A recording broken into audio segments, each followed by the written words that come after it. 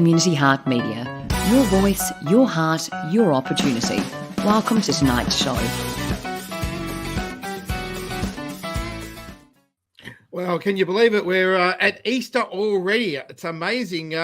Easter time, and it's Wednesday night, a couple more days, and we're into Easter. I know, Julio, do you like anything about Easter apart from the Easter eggs? Because I know you're into the Easter eggs, mate. You eat them like they're going out of fashion. I mean, yeah, anything chocolate and dark chocolate is for me. So Easter does come forward, but for me, it's also a bit of reflection time and just learning and spending some time in myself and also some rest period.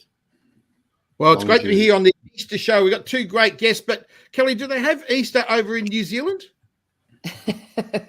Well, I would hope so. From memory, yes, they do. And we do celebrate it on the same day. So from memory, yes. Did you notice anything different between Easter in New Zealand and Easter in the country you've chosen, Australia? I do, actually. I do.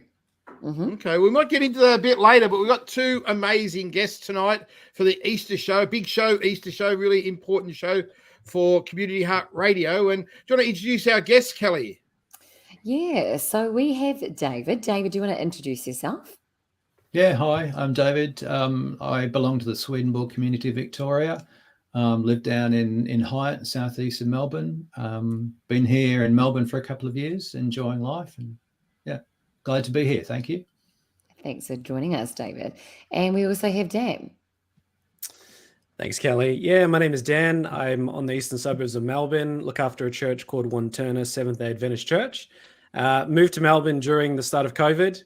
Came down the east coast from Queensland, originally from New Zealand as well, like Kelly. Well, there you go. We've got two New Zealanders in the room, Dan. And why did you want to come to Australia for, isn't it? Don't you guys like it over there in New Zealand? Oh, I didn't have a choice. I was 15. But I love Australia. I absolutely love it. The only time where I'm not Australian is if the All Blacks are playing. But apart from that, love the country here. Cool. Well, it's great to have you both here on our Easter show. Big show today, and we really want to sort of understand what Easter means and what's going on around us at Easter, because, gee, it's been an interesting start to the year, David, don't you think, mate? How you thinking 2023's gone? I mean, we've obviously out of the pandemic, although a few of us still getting COVID like Julio, but what else is going on for you? Yeah, look, I had COVID over Christmas. I've got 3 kids, and one of them lives in Germany, and she was with us with her husband for Christmas, and I was locked in the bedroom. So, you know, that was a bit interesting. But you know, I mean, yeah, as you say, the pandemic's over, and it's been good to get out and about. And like Dan, look, I moved to Melbourne January 2020. We had a month in the city. And then we were locked down and, you know, kind of not talking to anybody. So I've really enjoyed getting to know people. You know, I'd say I do English tutoring. That's just been a fabulous way of get to know a few people that, yeah, whereas I've struggled for those first couple of years. Whereabouts did you move from, David? Canberra. We've been in Canberra for 20 years, yeah. Canberra. Oh, mate. Well, you'd like the weather down here in Melbourne, I suppose. And what about you, Dan? How would you say this year started for you and the people you mix with? Yeah, it's a different year for me this year because the last 3 years at One Turner I was associate pastor, and now they've put me in the senior pastor role. So it's a very different dynamic dealing with the church, and you're the last stop of defense for anything that happens. But yeah, very much like David, started COVID, ministry in Melbourne basically was digital ministry. So what we're doing now is very natural for me because that's basically how I started in Melbourne. Wow. Okay. Now, not everyone understands the Seventh-day Adventist. So what's with the seventh day with you guys? Yeah, good question, Mark. I guess the idea of Seventh-day Adventist is one of the biggest ideals in our church is the Sabbath. So you may have heard of the word Sabbath from the Jewish religion, or if you've read the Bible, you've probably seen the word come up a couple of times. So we tend to believe that the Sabbath is something that we need to carry on, something that's really special to us as well. And I guess the seventh day part represents the day that we think Sabbath is, which is the seventh day, Saturday. That's our belief. What about blokes like Julio that he calls every day of his week a Sabbath? Like he probably takes 6 Sabbaths and he might only work one day a week. Yeah, well, I mean, he's doing well then. He's at least he's probably well rested. Yes. He's very, very rested, that bloke. Come on, I try to Julio. be. You know. Well, I try mate, my best. It's good to see you back in the land of the living, Julio. How are you feeling, mate? I'm still a little bit croaky and lightheaded, but yes, I'm slowly getting there. So it's been one of those journeys that you have to get with once you get COVID. You just have to rest up and look after yourself. Okay, well, David, you're from a church as well. Just describe what your church is, just for us that may not recognise the name. Yeah, for sure. So our church is called the Swedenborg Community Victoria. We were called the New Church, and we had a site in Mount Waverley on High Street Road. Anybody familiar with Mount Waverley? It had just a big spire. It was kind of an odd building. You could see it from a distance, but you missed it as you drove past because it was set far back off the road. So we were the New Church. We've become the Swedenborg Community Victoria. Our church is based on a set of theological writings, and the man is called Emanuel Swedenborg. He, just give you a quick potted history, he was a scientist in his early day, lived in the 18th century, and about the middle of his life, he had a number of spiritual experiences, and from then on, he dedicated his life to theology. And second half of his life, he wrote 30 volumes. Mostly on the meaning of the Bible, and also he talked about life after death and issues like that.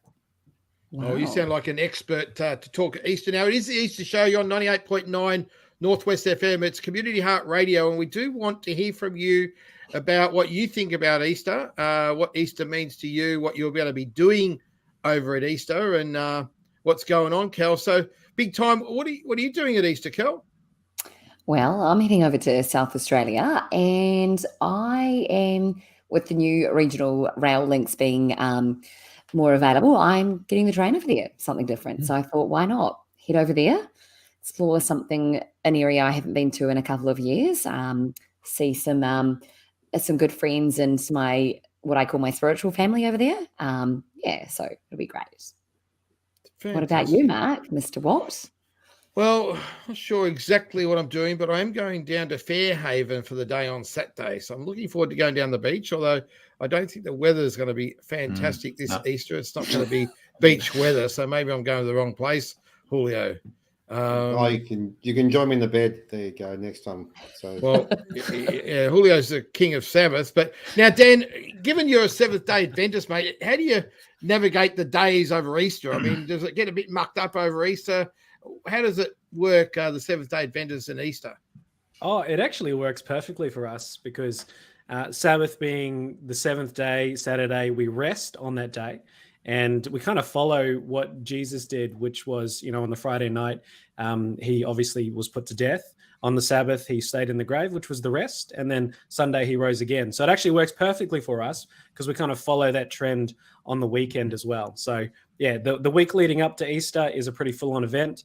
I was telling Kelly before that I was going to be doing this interview at a big camp that we're currently doing near Warragul. But the internet was pretty bad, so I decided to come home just for tonight to share this with you guys. Yeah, it would have been cool to have the tent in the background. Yeah.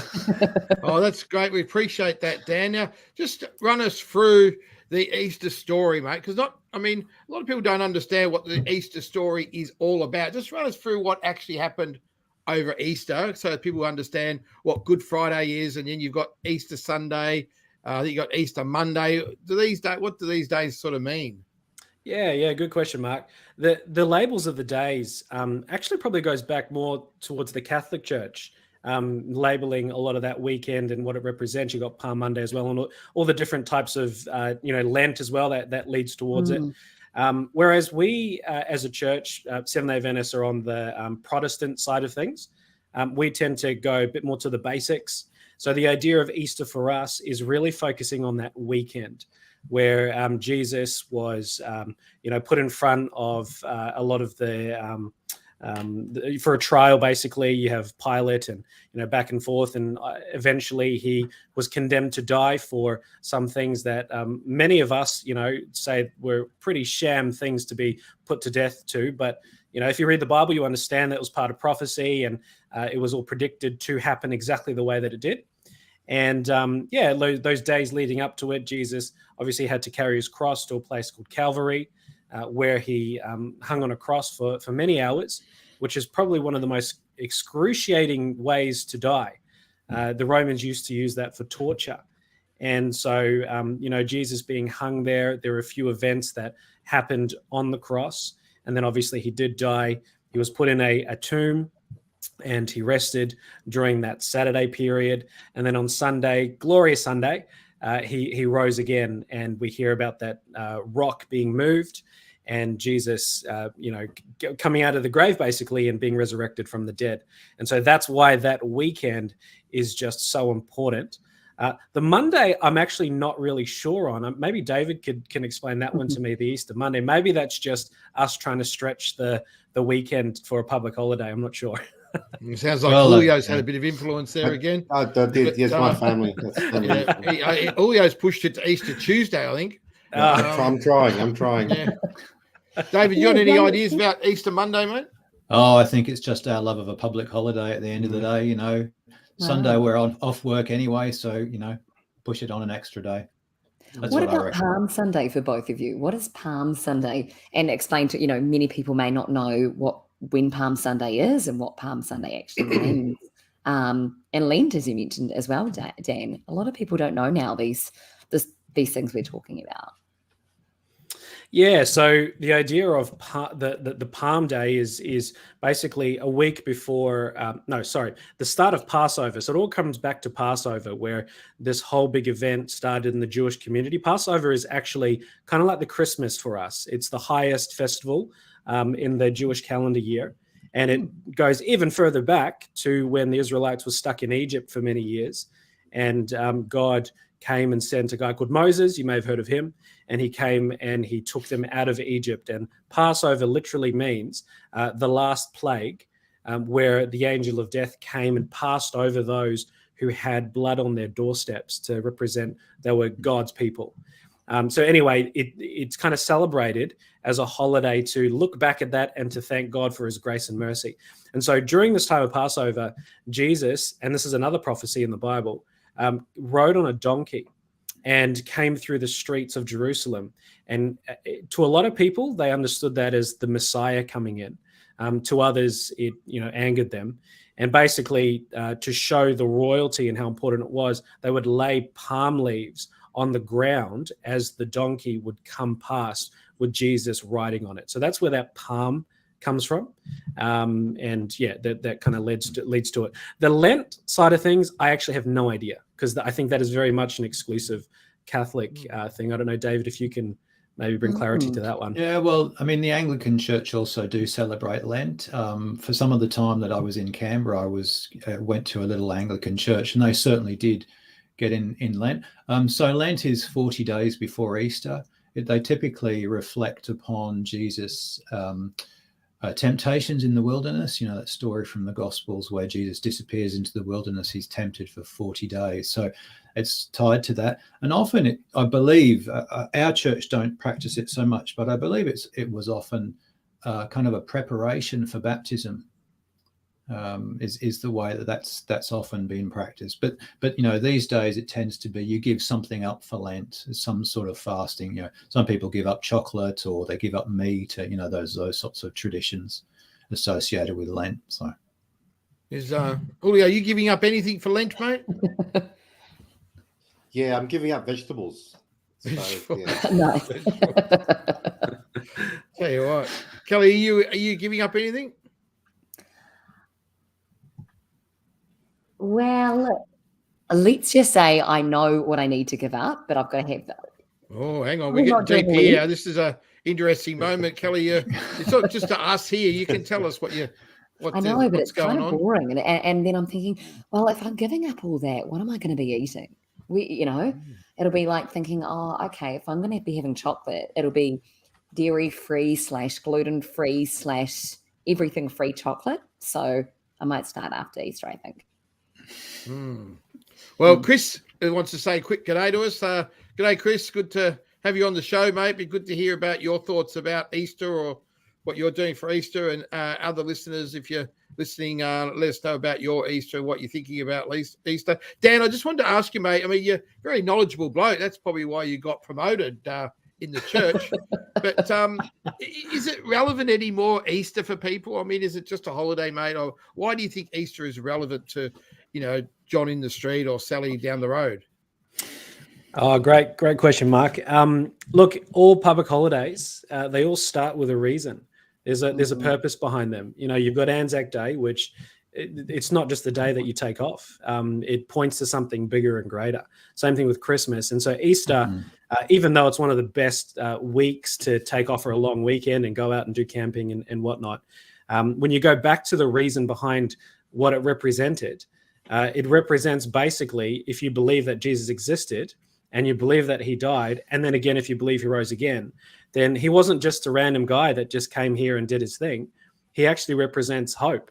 He represents something more than what we have here on earth. So every time we go through Easter, it actually reminds us, very much like the Jews in Passover, that God had to sacrifice someone, which was his son, so that in order for us to be saved. And that's quite literally, the central tenet of Easter. It always pushes us back, helps us remember, just like any other good holiday like Anzac Day. We always remember our troops, remember what they did for us. The reason why we have freedom and we've got all these great things is because people laid their life down so that we could have something better. Very I true. like it, Dan. And the whole message of hope rings true to me. And I think given the world we're in at the moment, we all need a bit of hope. Don't you think, Dave? Oh, yeah, for sure. And, for me, it represents victory.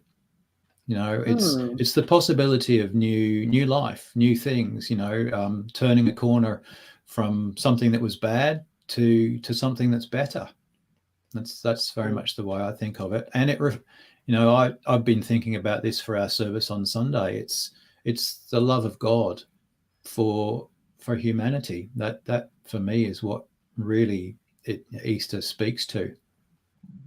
David, with your church, what do you do differently compared to a congregation such as Dan's? Anything, or many other churches here in Melbourne or in New Zealand, as we talked about earlier? I don't think we do a whole lot that's different. On Good Friday, I'll be joining with our local interchurch council. They're doing a Way of the Cross, 7 Stations of the Cross, if you're familiar with that. Again, that's a Catholic Anglican tradition, which the interchurch council have taken on. So the Stations of the Cross is just reflecting on the story of Jesus' arrest and crucifixion. So we do that Good Friday, and we'll have an Easter morning service as well. What is that for any of our listeners and viewers out there?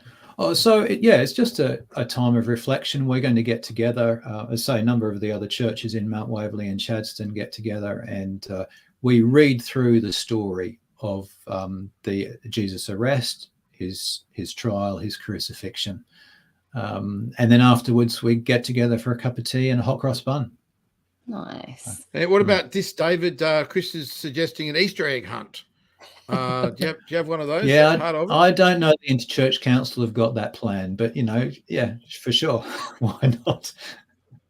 Well, James Knowles is wishing us happy Easter, and it's great to have our listeners wishing us happy Easter. Happy Easter to you, James. And James is a big one on the 98.9 Northwest FM, one of the real celebrity presenters. So great to have you listening to the show, James, and be good to hear what you think about Easter, James. What does Easter mean to you? David, personally, mate, you've said about Easter meaning victory and sort of that. I like the hope and the newness of and a fresh thing. Do you do anything personally to sort of, is it a bit of a time of reflection and recalibrating your life? Sort of, it's a good stop, for the year, or what's going on for you at Easter?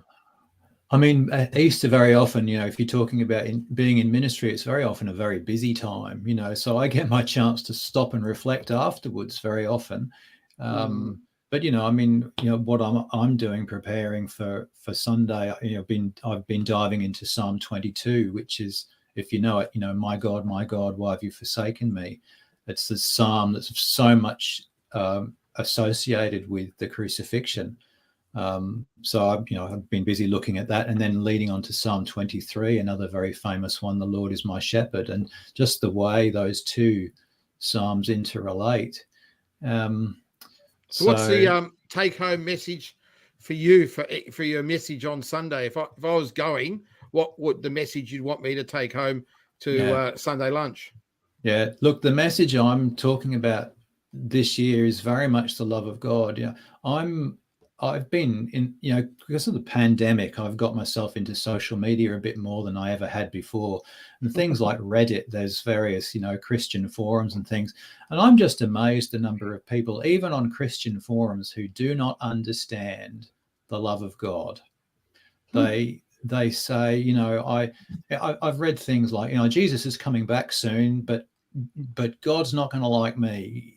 They just get tied in knots about, whether God loves them or not. And I think just the message that God is love and he cannot turn his back on us, I think is just so fundamental. And so that's what you're hearing from me on Sunday at 10:30.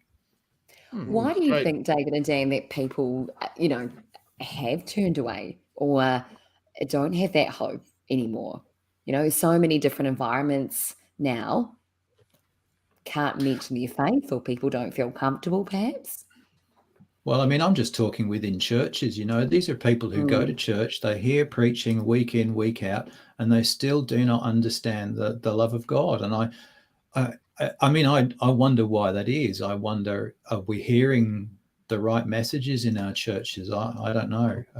I wonder whether it's the way we look at God in something like the crucifixion. We have this idea that God turned his back on Jesus.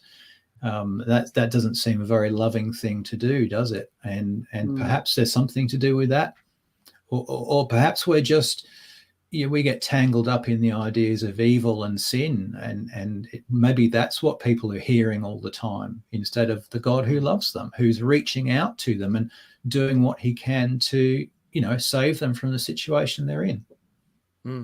Dan, what about you, mate? What message am I going to get from you? I'm still not sure whether I'm going Saturday or Sunday or Friday, but whenever I get there, what's the message? Well, so we do things a little bit differently because actually our churches are closed. And the reason why we've closed all the churches is because we have a big camp. And obviously this time it's going to be in Lardner Park over in Warragul. But we get everyone together and everyone's invited. And normally what we do is we pitch up big tents and we separate all the age groups and they do their thing. But basically it's all, themed around Easter.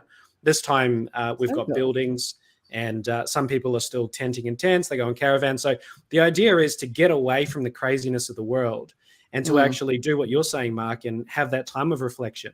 And one of the best ways to do that is to get into nature, spend time with people, get back to the basics, and just really, be with each other. So, if you're going to come to church, you might have to travel all the way down to Warragul. Okay, so we're going to go down to Warragul, Lardner Park. And is everyone welcome down there, mate, Dan, or is it a little closed club or what? No, it's not a closed club. In fact, Big Camp is probably one of the biggest evangelistic campaigns that we do as a church as well, because even though we don't advertise it to the public per se, like you would normally, friends and family will invite others and they'll come and join. We'll put a really big show on for people as well. And we talk about, spiritual highs. A lot of people leave with a big spiritual high. And unfortunately, so someone like Julio, if Julio is free, we send him down there to Lardner Park. What's he going to come home thinking after he spends the weekend? Because he needs something, let's face it. Well, he can come if he's better, though. And then if he's better, then we've got room for you, mate. We've got a whole lot of different choices to choose from, almost every age group. And even the way that you like worship. We've got the traditional style and the modern style as well. So we do try to make people feel comfortable and feel like they're closer to God in the way that they feel they can be close to him. I'm surprised Kelly's not down there. But look, I do like what James is saying, that family is a big part of Easter. I totally agree with you, James, getting family together. And there'd be a bit of family down there, Dan, down at Lardner Park. Oh, very much so. So even my own family's going to be there. So I'm in charge of allocation. So I get to choose where people actually go in the tents. And we've kind of put all the families in one section so that the kids don't wake the singles up. And so it's very much a family affair. There's a lot of stuff going on. Again, every age group is sorted. So you can Well, it looks drop like off you've got a your bit kid. of fan club down there, buddy. You've got someone Yeah. from down Warrigal camp even saying hello, listening in. So that's really good, isn't it? Well, Julio, Dan, what do you think, what's Julio? going That to sounds be like a with- great thing with for you, the- Julio, it's supposed to to be wetter get down there.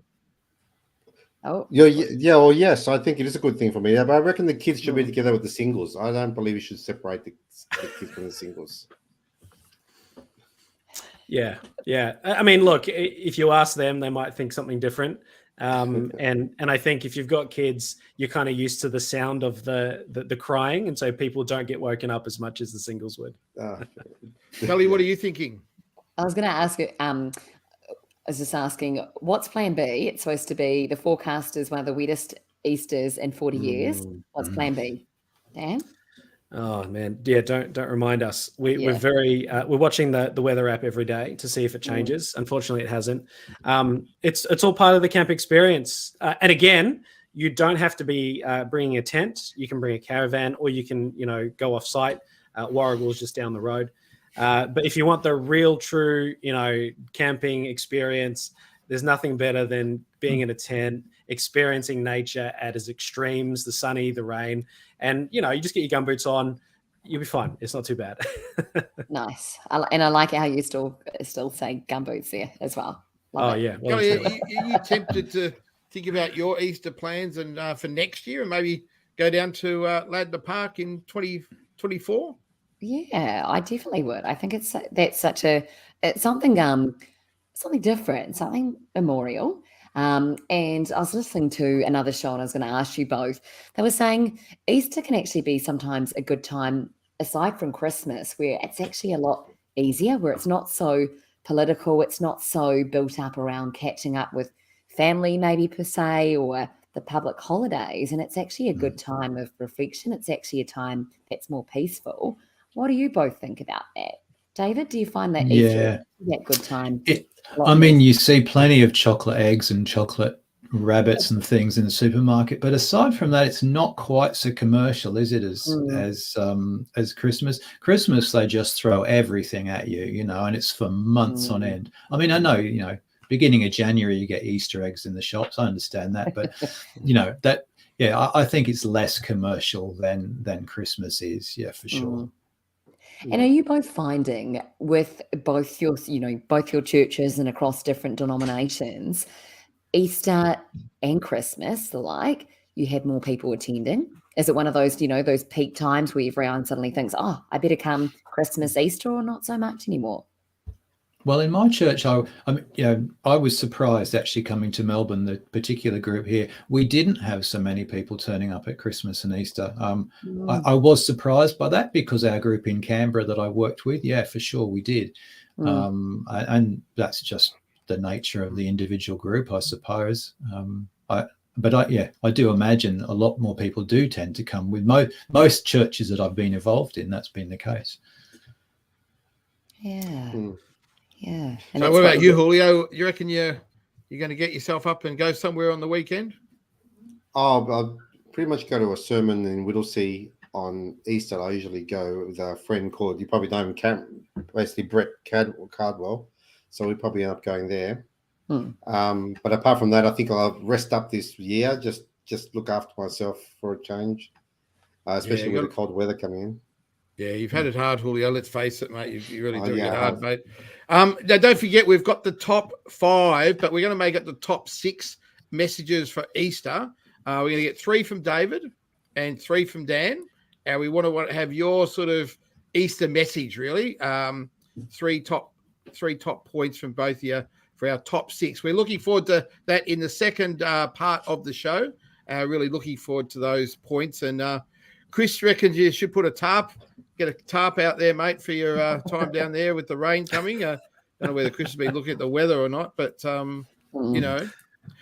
look, the whole thing about church comes up, isn't it? It's not the flavour of the month out there, church.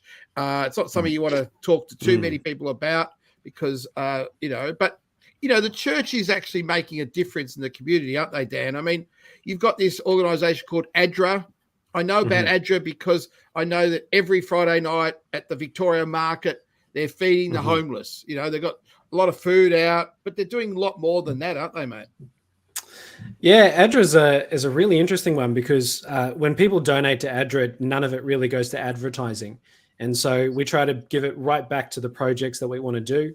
And sorry to interrupt, Dan, for all our listeners out there, talk to us. What does ADRA stand for? So it's Adventist Disaster and Relief Agency. Got you. Thank you. Yeah, no worries. ADRA is basically the charity arm of our church. And again, it's not really well known other than inside our church because we give and we see some of the projects that they do. So yeah, including what you're saying, Mark, about the I think it's a soup kitchen over in the city. So what we do in our local church in Wantirna is we have a food pantry, which we actually started at the start of COVID. And people in the Knox area were becoming homeless and especially in winter when it was really cold.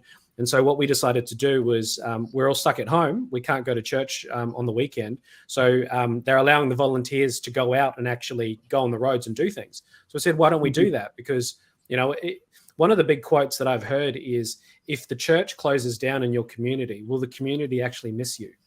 And we found out that if we closed down pre-COVID, no one would care because we became a club. It was a club for our people.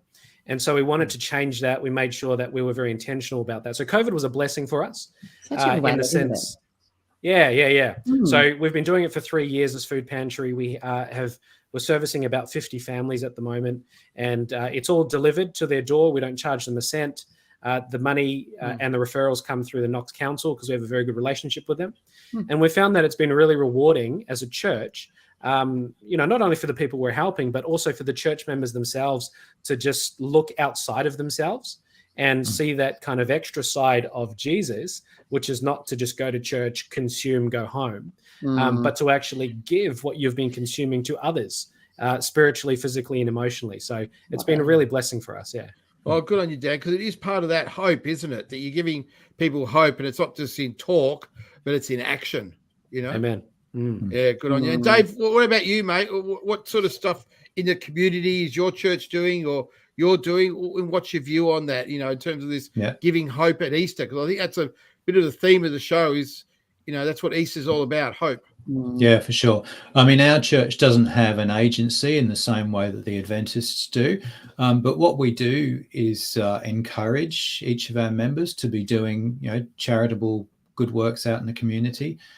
So one of the things that, as I've mentioned before, I've done and my church has encouraged me to do, they've released me to do it, is English tutoring down at Dixon House in Clayton as a way of giving back. And that's been great fun. I've really enjoyed that. And, you get involved in these sorts of things and you benefit as much as the people you're working with, in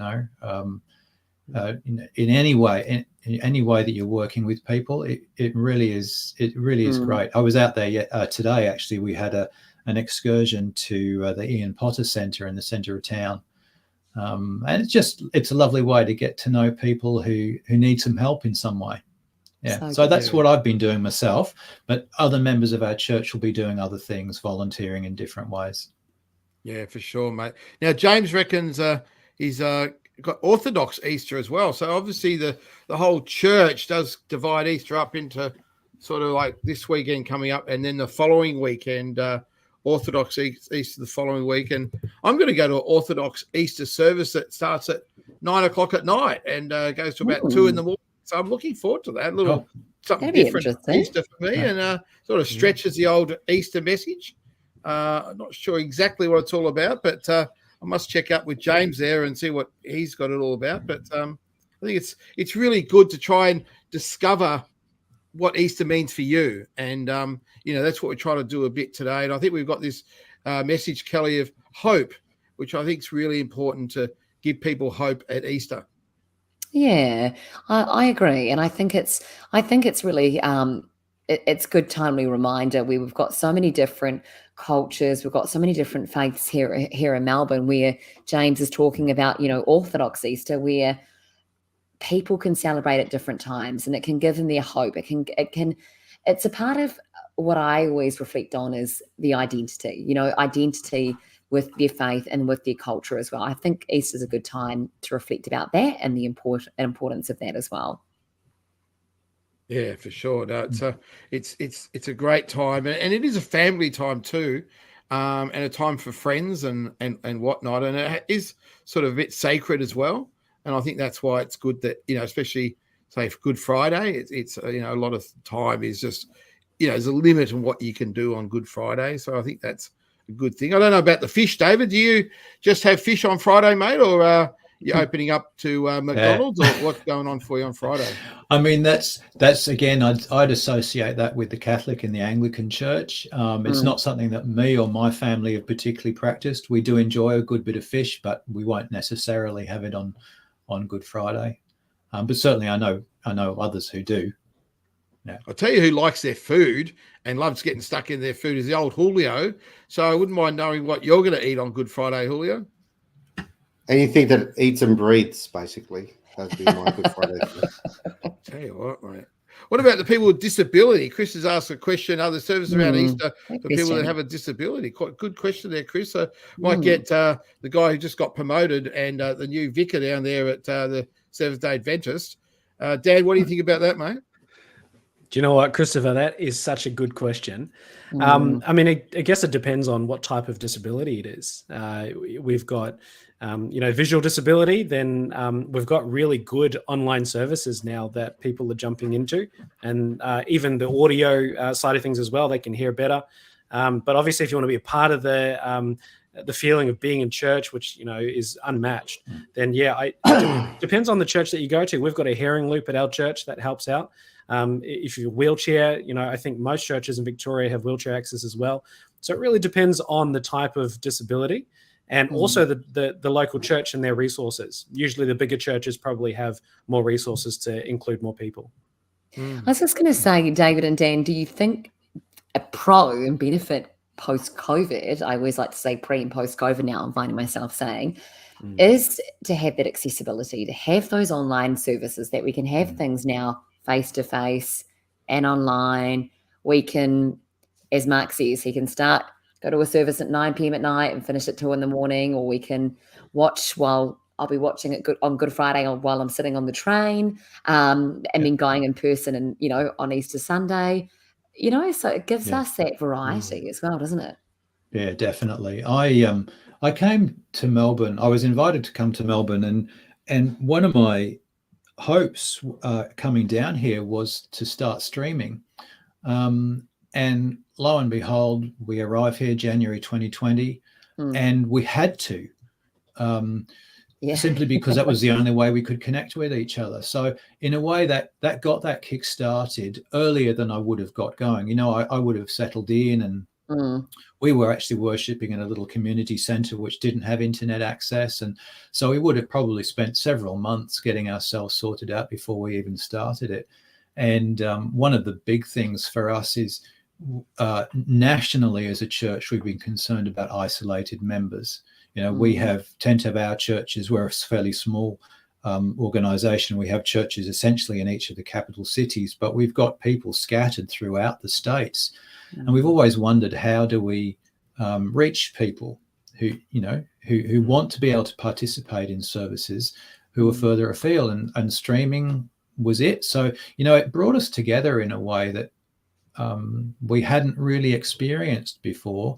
And I say it got us streaming, and I have people who come to church on Sunday and then they'll catch up with the recording of the live stream later on in the week as well, so they get it twice if they want to. And then of course it's available to on online for other people to watch. So I think it's been great. Well, don't forget you're listening to 98.9 Northwest FM, and it's Community Heart Radio, and I think we're going on YouTube. We're going everywhere, are we, Julio? We're on Facebook, of course. We're coming here on the radio, 98.9. So we're just all over the place, are we, Julio?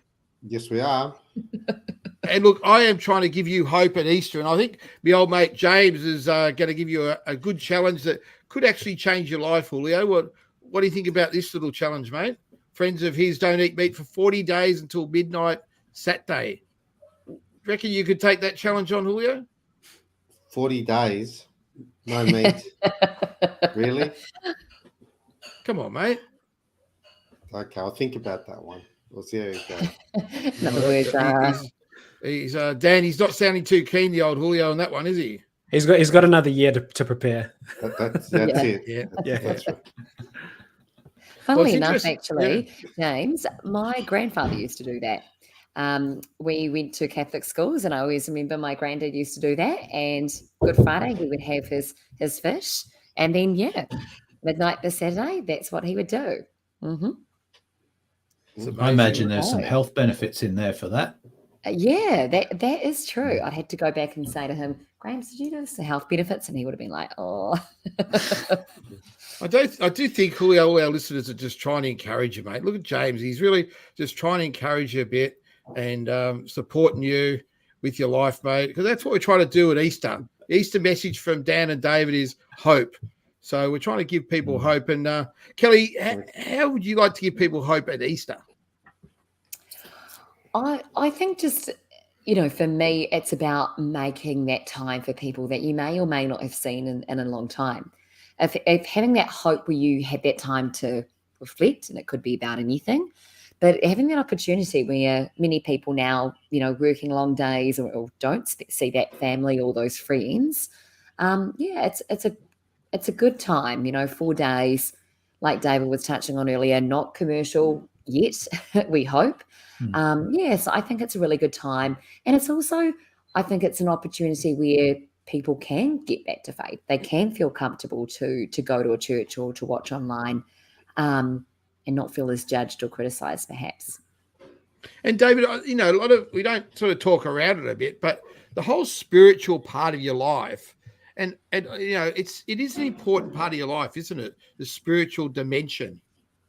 Yeah, for sure it is. And I mean, I guess there's a lot of different ways of practicing that. And I think, for me, regular reading and reflection on the Bible, coming to understand what it means for me and what are the lessons that I take from it. But then a fundamental for us is how you practice it at the end of the day. So there's no point learning anything and then sort of tucking it away in a closet and not using it. You've Very got true. to apply it to your life. You've got to do something with it. So, and I believe that, when you do that practice, it really solidifies your understanding of it as well. You get a deeper appreciation of a lesson by practicing it. And Dan, from you, mate, how would you encourage people to appreciate the spiritual part of life? Because a lot of us don't understand it. It's not relevant. This whole message is not really relevant. Easter doesn't mean anything more than a chocolate egg. But how would you help people appreciate what the spiritual part of life is all about? Yeah, the spiritual part is an interesting one because, especially in Australia and more of the richer Western countries, we don't tend to tap into this side of things too often, mainly because we tend to like to believe in the things that we can see. And so things that we cannot see, things that we can feel, they're almost pushed to the side. And there's a quote by Pascal that talks about this God-shaped hole that every single person has. It's something that only God can fill. So you can fill it with riches, with power, with fame, all that kind of stuff that people try to fill it with. But at the end of the day, they're not going to be happy. And there are a few books. I think there's a book that was released by a nurse who was in palliative care. And there were, I think it was called the 5 biggest regrets from people when they die. And none of them were, I wish I earned more money. I wish I went up the ladder more at my job. I wish I owned more stuff. It was always things like, I wish I maintained my friendships. I wish I spent more time with my family. I wish I learned more about life spiritually. Like these were the things, higher level things that we tend to put to the side.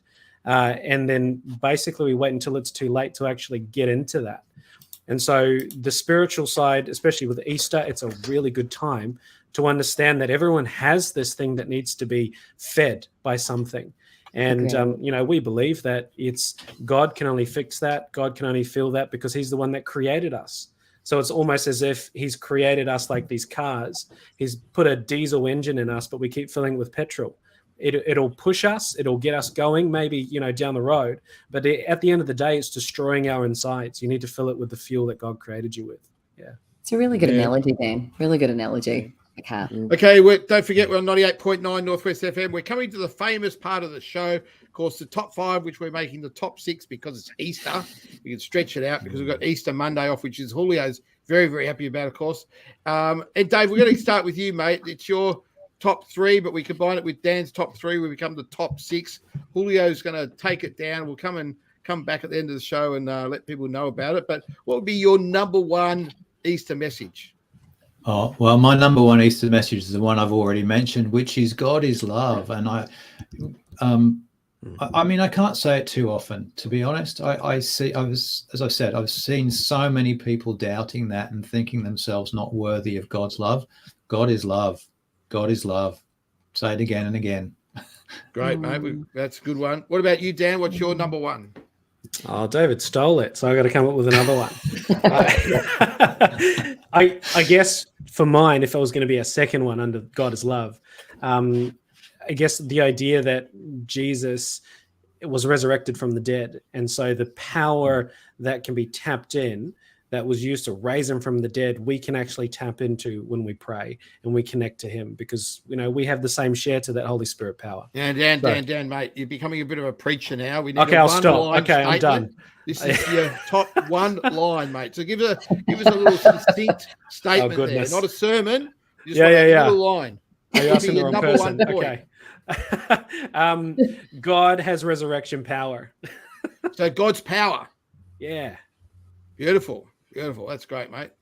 Dave, what's your number 2? My number 2, I think, is the righteousness of God. And, what does righteousness mean? We tend to have like a holier than thou idea of what righteousness means. But in reality, what it means is practicing love. It's practicing that nature of God is what righteousness is. So if you want to be righteous, be loving. Be loving, like that one. Yeah. Now, people can understand that one. Probably can't understand righteousness too much, but be loving. Can we agree on that one, David? That's our number 2 for you. Yeah. That'll do for me. We've got to help you blokes out there in the church. We're out in the real world here. Now, Dave, what's your second one, mate? Oh, that was mine, wasn't it? Oh, Dan. Sorry, Dan. Dan. Too many D's. There's a few Ds Dan, there. Dave. Yeah, look, we're not paid to put things in one sentence. We're paid to talk for 30 minutes. Yeah, I know, mate. That's why you've been promoted, because you preach a good sermon, but we just need your one-liner there, mate. What's your number? So the next one, the one-liner is probably the evidence of Jesus. And this is one big thing for our time, I think, where people even try to figure out whether Jesus existed or not. And the idea that Jesus walked on the earth and he died, at least we can all kind of agree at that point. The resurrection, people kind of, and ah about that. But Jesus actually being a real person and living and dying is proved outside of the Bible. And so this kind of gives us an example and an excuse to actually say, hey, the Jesus that we serve, that we believe is the Son of God, actually existed. He's proven by many other places. And time itself starts at Jesus. You've got AD and BC. That middle ground is when Jesus existed, when he died and he rose again. So it kind of allows us to point us back to something that was real for a lot of people. Fantastic. Dan, that's good, mate. Now, David, your last one, mate, your third tip. My last one, I think, comes back to one of our churches in Sydney did it for many years. Their Good Friday tradition was to read through the entire Gospels, all 4 Gospels, Matthew, Mark, Luke, and John. And I think, this is a really good time of year. If you've not read about Jesus, if you've not read his teaching and the life that he recommends, that'd be a good thing to do, I reckon, this time of year. Go read the Gospels. Okay. And there's a few movies on it as well. The movies are okay, David, or we've got to read the book? There are plenty of movies, yeah. There's old, there's new ones, there's all sorts of TV series, lots of things you can go to. The Chosen's pretty good, is it? I've not seen it, I have to admit. Okay. I think I've think seen Dan plenty is- of others. Dan seems to be a man around Yeah, town. He's smiling, seen it, have you, nodding. Dan? Yeah, I approve. The Chosen is one of the best dramatizations of Jesus' life. It's great. Yeah. Yeah, but always, like everything else, the book is always better than the movie. You Amen. reckon? Oh, Yeah. okay. I too prefer the true. movie actually. I'm a visual person. I'd rather watch it than Gee, that woke Julio up, didn't it? Dan, what's your last one, mate? So my last one would be a time to reset and to recharge. And Reset and recharge. See, you can do it, mate. I can. Do you want me to stop or do you want me to? I like you want me to explain it? No, Reset and explain a little bit. Oh, sure, Elaborate. sure. Yeah. Elaborate. Look, the idea of Jesus dying, Paul talks about this actually, where you lay your sins, your burdens at the cross of Calvary. Basically, anything that's kind of holding you down, something that is, I don't know, whether it's depression or something that, something between you and your brother, these kind of things that weigh your heart down. It's a time to lay them at the cross and to leave refreshed, to be different, to walk with a newness of life. And that's what this time's all about. So, Kelly, before we go to Julio to read all these out, what do you think about our top 6 Easter messages? I think they're all really good. I think they're all really important to Did any stand out for you, Kel? What was the one that stood out for you? No, all 6 did, to be honest, Mark. Now I'm going to put the question back to you, since you've been leading the convo. What stood out for you? Well, I don't mind this reset and what was the other one? Recharge. Recharge. Yeah. Oh, I need a bit of recharging, but I think resetting is good because it sort of, firms that you sort of do a bit of reflection, doesn't it? So you're sort of trying to think about what you need to, where you're up to and where you need to go, and I still have got back to one of my top 6 is the message of hope, because I just think that there's a bit of a heaviness in the world at the moment. You read you get on the TV and, there's not a lot of great news there. And so I do think that if the Easter can be that sort of hope for people and trying to find, some meaning, some, just something to hang on to. I suppose that's what you're thinking about there, Dave, when you talked about victory and, the positive part of Easter. Yeah, for sure. There's always, you can always turn a corner. Yes, hard times come, things get difficult in life. It happens to all of us, but you can always turn a corner if you just hang on. It's always there. And we do have to hang on to that. It can be easily forgotten in the midst of it all. And I really like what both David and Dan mentioned in terms of, in the context of that hope. I like what you were speaking about, David, righteousness and, showing God's love. And I like what you were saying, Dan, with your church. It's about that action, what you did at the start of COVID, what you're doing in the community, So rather than just being an organization or a business where people can actually go, oh, if we closed, we would miss, we would miss you because we're serving 50 families, for example. I think that stands out for me, to make that difference. What are we going to be doing to make a difference? Well, Julio, over to you, mate. Let's just reflect on our top 6 on 98.9 Northwest FM. It's the Easter services top 6 for this Wednesday night. Okay. Number 1. Sorry about this. I'm getting a bit of a complaint here. Number 1, God is love. Number 2, God's power. Number 3, righteousness of God, be loving. Number 4, evidence of Jesus, he walked with us. Number 5, read the Bible, learn about God. Number 6, time to rest and recharge. And Mark's message, find some hope. Yeah. Oh, fantastic, Julio. Well, look, it's been great on 98.9 Northwest FM, Community Heart Radio, the Easter service, the Easter show. I wish you all have a great Easter. We're just going to get a couple of final comments from everyone. We're going to start with you, Kel. What's your final little comment as we close the show? Yeah, I hope that everyone has a really lovely Easter. And I just hope that they do take the time to think, I love the fact you're talking about, Dan, you know, as a palliative nurse was saying, what are the things that you're going to be walking away with when you have that time to reset and recharge? What's important to you and what's going to shape you? So I'll leave you with that. Great. Dave, your final comment, mate? Oh, my final comment is I hope the Adventist camp down at Warrigal goes well. I'll tell you a story very quickly. Thanks, David. When I was, I don't know, 15 or 16, my mum took all 5 of us, 5 kids, camping in Scarborough in northeast of England, and we had a week in a tent where it rained the entire week, and we survived. So I'm sure you will. It's a good little message there, Dave, for Dan and the gang down there in Lander Park, Warrigal. Yeah, hope it goes well. Julio, what have you got to say, mate? Oh, well, thanks very much for coming, both of you. It's been a really enjoyable show and a good spread of the message, and also some good teaching there, which is really good to hear. I also enjoyed this idea of pretty much God is love. He means a lot to us and the people, and he's just the meaningful of what life is all about. So thanks very much for spreading the message.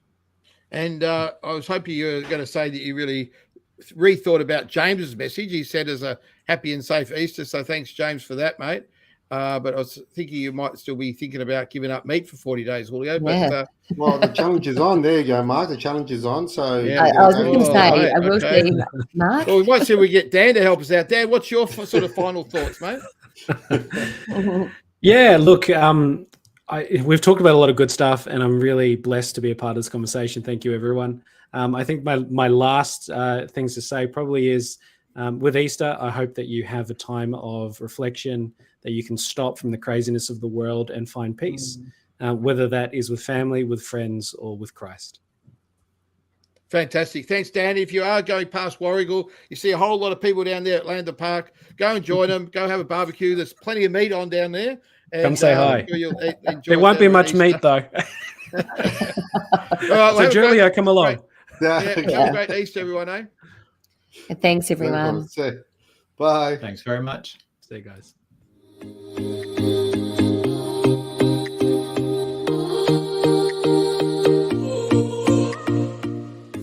Thank you for joining us this evening.